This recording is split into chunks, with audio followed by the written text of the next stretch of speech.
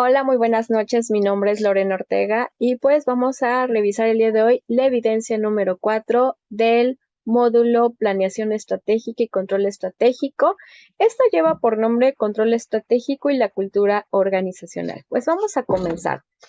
Justamente voy a presentarles aquí unas diapositivas porque es importante para mí que pongan atención derivado de ello. Ok, bueno, pues justamente encontré un montón de definiciones con respecto al control estratégico. Sin embargo, retomé solamente 9, de las cuales pues justamente presento cómo Bourdieu, que es un autor que logró darle una definición o una forma en la que se pueden seleccionar la forma en la que se ve el control estratégico. Por ejemplo, justamente dice que la primera es la estrategia cuando se selecciona porque ya está siendo desarrollada. Justamente García Ayala y Gajardo concuerdan que el control estratégico aquí es flexible, es a largo plazo, se otorgan recursos para el entorno competitivo, se desarrolla y se miden las estrategias, también sus cambios y por supuesto se ven las incidencias que van a haber en el futuro. La segunda forma de ver el control estratégico es la estrategia que se confirma justamente Harad y Adams, concuerdan que el control estratégico aquí se reconoce como un proceso administrativo que sigue la implementación de la estrategia, que se detectan las tendencias y cambios en el desempeño y en el ambiente de la empresa. La tercera forma es la evaluación de los resultados a partir de la implementación de la estrategia. Aquí justamente Rausch y Ball, Gold y Bourdieu dicen que el control estratégico depende del alcance del objetivo y del resultado que se espera, que eso se identifican, que logran desviarse, determinarse nuevas estrategias, que justamente, ¿quiénes son quienes la determinan? Pues la dirección estratégica. Y existe una cuarta forma también de ver el control estratégico a través de Mensugato y Renault, y Cons y Weyrich. Justamente ellos indican que aquí el control estratégico pues tiene que ver o que está sobre un sistema de control que es conforme a los requerimientos y diferentes estrategias, perdón. Eso quiere decir que aquí todo el control estratégico se adapta, se verifica y por supuesto pues termina evaluándose.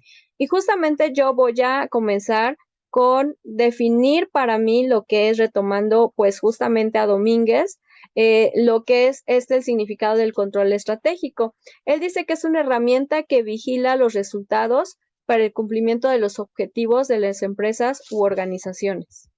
Ahora bien, vamos a hablar justamente de los principales elementos del control estratégico. Yo voy a presentar 7 y estoy retomando a Guerra y Navas y a Quiroa en esta ocasión. Y justamente ellos dicen, 1, que se tiene que definir y establecer los objetivos. ¿Por qué? Porque esto es a partir de las metas y de los logros. ¿Y quiénes determinan dichos objetivos? Pues la estructura de la empresa. El segundo punto es la medición de resultados, que según Quiroa también dice que se observa el comportamiento de la estrategia, se detectan anomalías por medio de indicadores o estándares, de los cuales señala también Guerras y Navas, porque dice que esos permiten hacer la evaluación, pues se comparan obviamente los resultados esperados con los objetivos de la empresa.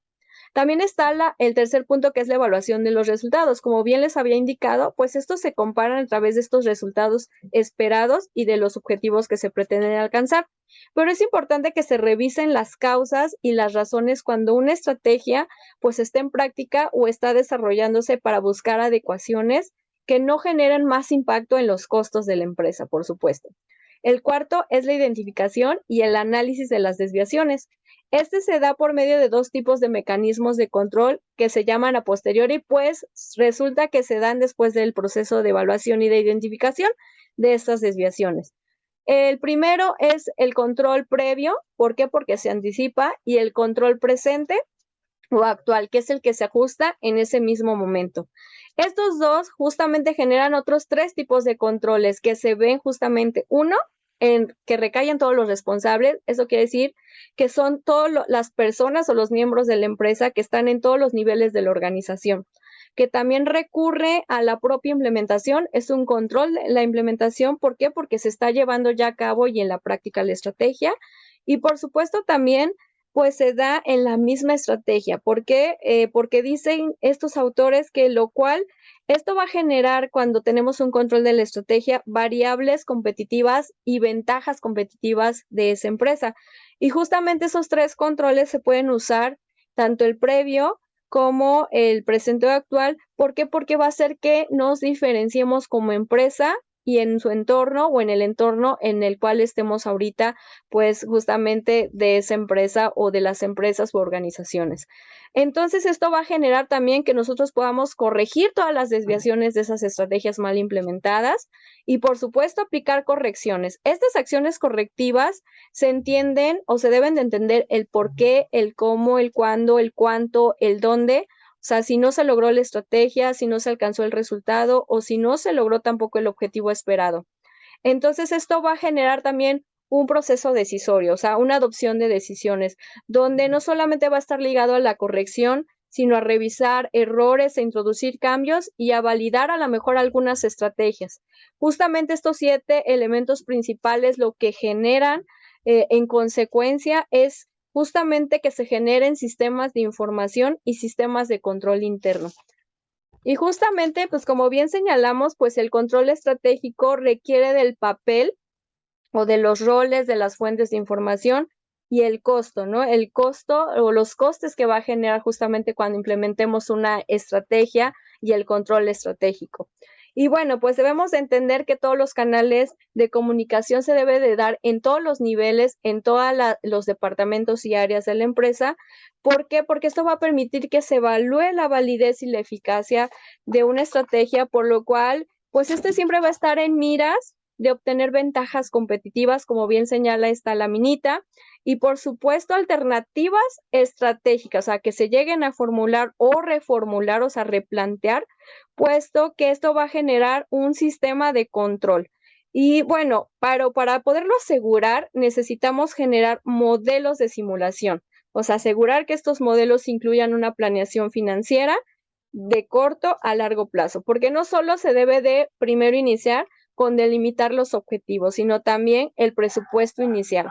Esto va a ser para coordinar, pues obviamente, toda la información y el control interno de todos los responsables de todas las áreas y todos los departamentos y tener un análisis de costos y precios que, uno, beneficie a la implementación o la implantación, a la rentabilidad, obviamente, de la estrategia, cuál va a ser esa ventaja competitiva que acabamos de generar y a todas las alternativas estratégicas en las que hay que invertir para el futuro.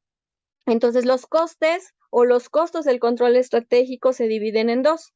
Uno son los costos operativos, mejor conocidos como outputs, porque se ven reflejados justamente ya en los resultados reales esperados.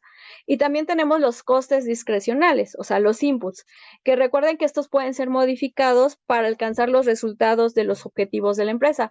Pero para que todo esto funcione es importante pues relacionarlo también con la cultura organizacional.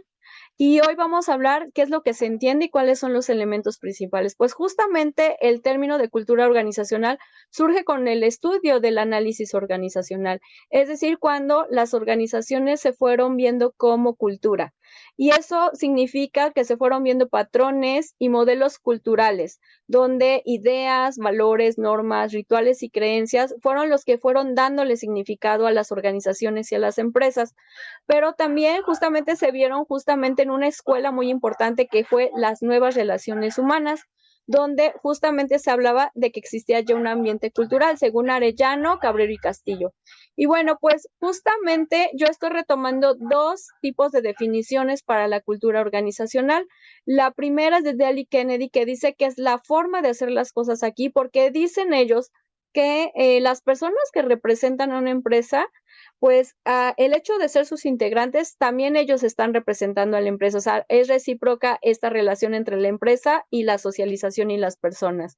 Y obviamente también retomo de Edgar Schein una definición que es el conjunto de creencias compartidas entre todos los miembros de una organización, porque es la forma de hacer las cosas, como bien indicaba Jelly Kennedy, pero que también generan y definen la visión y la misión de una empresa que tiene por sí misma y de su entorno. Entonces vamos a hablar un poquito de las características. Es también reconocida como cultura corporativa o cultura empresarial. No hay una definición consensuada por todos los estudiosos, pero sí existen arquetipos de la misma, puesto que están en función de varios procesos y enfoques organizacionales. Unos, bueno, por mencionarlos, son el tipo clan, el tipo adocrática, jerárquica y de mercado, como señala Sánchez, Trillo y Mora y Ayuso. Y bueno, también es importante reconocer que la cultura organizacional pues se puede ver también como un conjunto único, o sea, algo que se distingue de empresa en empresa. ¿Por qué? Porque las personas se comportan dentro de las organizaciones de una misma forma, o sea, tienen que respetar normas y valores que se dan por el aprendizaje que se va aprendiendo de manera socialmente y categorías que también se han convertido, de hecho, en grandes estudios de no solamente de la administración, sino de los estudios organizacionales. Estas categorías son mitos, ritos, ceremonias, reforzamiento y castigo. La cultura organizacional ha permitido que todos sus miembros se perciban como únicos, o sea, de manera individual, pero también que generen un gran sentido de pertenencia dentro de la empresa y de la organización. Y lo que permite es que existan también mecanismos en el clima organizacional, o sea, en el medio ambiente en el que se está implementando no solo las estrategias, sino en general cómo va caminando la empresa, porque es importante que tengan adaptaciones. Justamente cuando todas las empresas u organizaciones tienen algún cambio en su entorno organizacional, pues justamente requieren de revalorar y de fijar y perpetuar otra vez la cultura, y así es paulatinamente esta cultura organizacional. Justamente del tema que hemos estado hablando, que es el control estratégico y en general de toda la materia que es planeación estratégica, pues sí, la cultura organizacional se relaciona con estos dos grandes conceptos. Uno, porque pues obviamente tiene que ver o está relacionado, por supuesto, pues con el proceso productivo que se lleva a cabo a través desde el punto de vista gerencial, ¿no? Dentro de la empresa, porque siempre van a haber incentivos y recompensas y esto va a acompañar a la visión de la empresa y el logro de los objetivos, o sea, tratar de alcanzarlo siempre. Y por supuesto también porque definen o diseñan la propia estructura organizacional. Esto va a hacer que se ejecuten, que se logren resultados deseados, mecanismos de desempeños esperados y mecanismos de control. O sea, aquí el control nunca se pierde de vista. ¿Por qué? Porque hay que saber manejar conflictos, saber mejorar o generar una cohesión, las preferencias, las tomas de decisiones, pero por supuesto todas van encaminadas ante las necesidades del entorno de la empresa. Y por supuesto, pues yo concluyo que todos estos elementos que acabamos de ver del control estratégico siempre van a ser indispensables porque es una herramienta que verifica que se cumplan y se logren los objetivos, que va a ayudar a que se minoricen costos e incluso se priorice lograr resultados esperados. Y es indispensable y de gran relevancia que todos los miembros dentro de la organización reconozcan o conozcan los propósitos estratégicos para que se lleven a cabo estos planes, puesto que además de ser parte de la cultura organizacional de toda una empresa, una organización, pues el capital humano es una de las herramientas más importantes que posee la empresa. Por lo tanto, su dote de competitividad va a ser a través del desempeño que se esté esperando, pero al momento de tener un resultado, que éste sea realmente alcanzado. Y de ahí radica la importancia de tener mecanismos de información y de control. Y bueno, pues les presento un poco la bibliografía que estuve revisando y pues les agradezco mucho. Muchísimas gracias. Nos vemos hasta la próxima.